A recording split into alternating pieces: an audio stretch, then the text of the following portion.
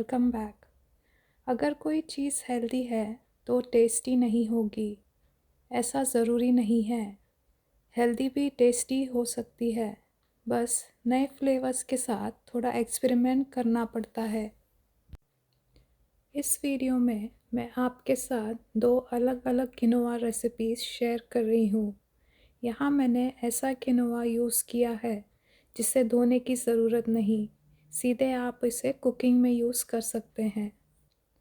पहली रेसिपी है chocolate quinoa with banana caramel twist. एक ऐसा डेज़र्ट जो आप गरम भी सर्व कर सकते हैं या उसे ठंडा कर भी इंजॉय कर सकते हैं। दूसरी रेसिपी है किनोआ सोया मसाला वेजी पुलाव, एक कंप्लीट मील जिसे आप टमाटो क्यूकम्बर रायता के साथ सर्व कर सकते हैं। इस पुलाव के नटी और मसालेदार फ्लेवर्स जब रायते के साथ मिलते हैं तो टेस्ट बड्स एक अलग ही लेवल पर होते हैं। तो ज़रूर ट्राई करें, देखिए और कमेंट में बताइए आपको ये रेसिपीज़ कैसी लगी।